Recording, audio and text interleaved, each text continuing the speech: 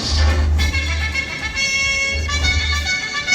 Now the best moment of all, Guinness. So I think when we look at Guinness advertising and its really rich history, there's a couple of key tenets that we see right across the decades. Storytelling is at the core of Guinness advertising, but we're also a brand that never took ourselves too seriously. There's always that little bit of humour, that little bit of a twinkle in the eye that we talk about with Guinness advertising. Guinness appeared on the very first night of commercial television in England, which was the 22nd of September 1955.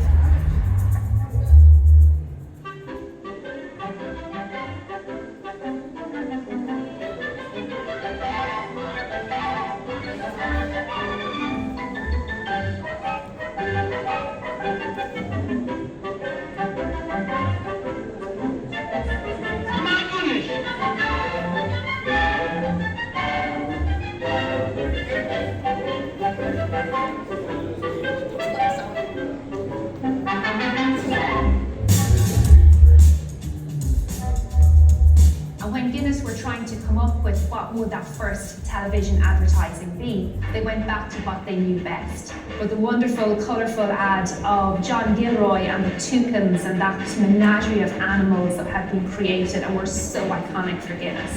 You really see that in Ireland actually in the 1950s, 60s and even into the 70s when there wasn't really a native advertising industry. So most of our iconic ads have really heroed in and focused on the beauty that is a perfect pint of Guinness.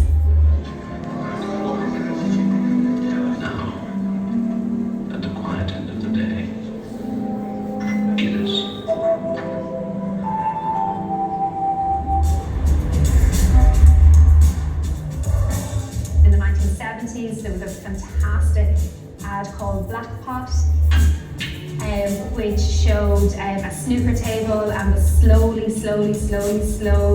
potting of the black. Put it away. In 1977, Guinness Ireland introduced an iconic award-winning ad called Island, also known as Táiste Teacht, because it's one of the very first Irish language television ads to have been created for Ireland. It's a love story, almost a postcard to the old way of life in Ireland. Táiste Teacht. The early 1980s then sees really big, bold, iconic music being used, I suppose, for the first time. And one of the ads that typifies that is The Big Wave from 1981, where Bill Whelan, more laterally known for composing Riverdance, was specially commissioned to compose a piece of music to accompany Big Wave.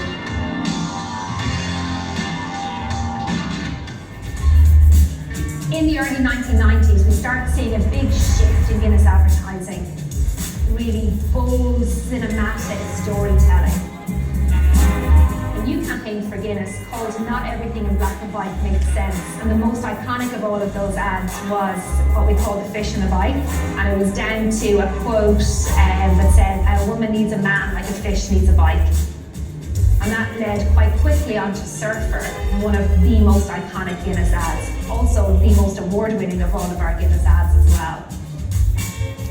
I mean, what we want to do is create something which will kind of be emotionally arresting and visually arresting, and having just something quite epic and quite extraordinary to happen on a TV screen. I suppose it's the equivalent of filming an avalanche. Careering towards you, it's that sensation, I'm sure.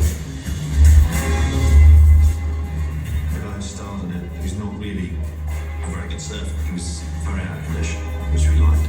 I mean, we found him under a palm tree on a beach. So we put him on 40-foot waves and he looked terrified. He waits. That's what he does. And I tell you what, tick followed tock, followed tick, followed tock, followed tick. Ahab says, I don't care who you are, here's to your dream. The old sailors return to the bar. Here's to you, Ahab. The fat drummer hit the beat with all his heart.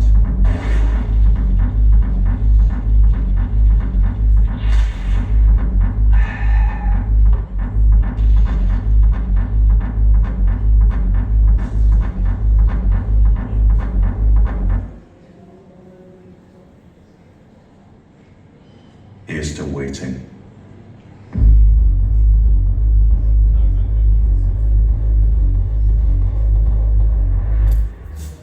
In the early 2000s, very much that era of big cinematic productions. And one of the ads that stands out from that period is Know What You Love, which is actually evolution spelled backwards. Thinking of the humanity of art, how important that is to us, we said it's a beer made from work, it's for people made of more. Sapeur, which was about the elegant gentleman of the Congo, and it was more flat white, the brighter the colours, the more stylish, it was, the better. And they fully embraced this. And this introduced a completely different and really vibrant, dynamic language on Guinness. In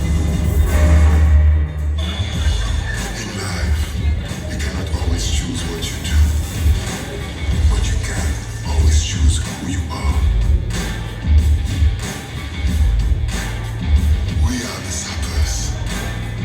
With every grace and every conflict, we say, I am the master of my fate. I am the captain of my soul. Guinness advertising has evolved with the times. Guinness is a truly multicultural brand as well. So as we look over the decades, how we show up and how we advertise from US into Europe, into Africa, into Asia Pacific is really different, like a decade's worth easily of brilliant advertising content. I've wanted to direct for Guinness for 12 years now. They have, in my opinion, the best commercials in the world.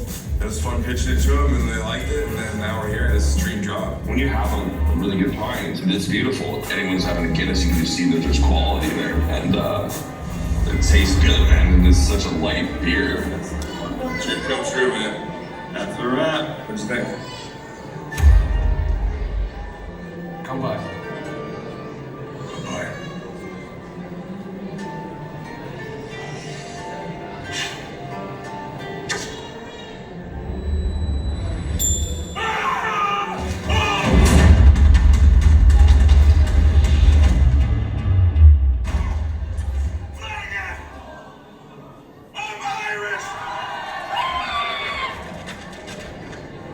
You're 2% Irish. Yeah, I know. See that spirit? That's all you need. I knew it. Advertising is and should be rooted in culture, so it's going to reflect those cultural trends, and it should do. This is my brother America. Even his rivals off me.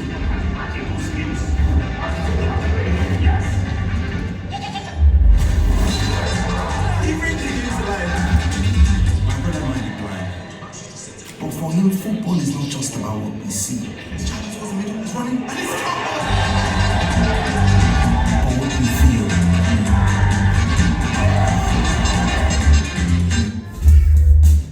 So the quality of the advertising that Guinness was producing, the quality of the talent they were using, the quality of the directors that they were using, really helped serve to really bring up the standard of advertising industry in Ireland.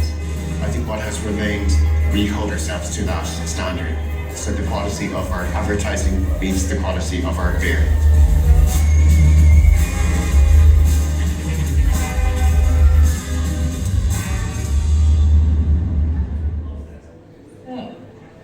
I don't like to mention this, but there are lots of tiny little people out there. Come to watch the film, I dare say.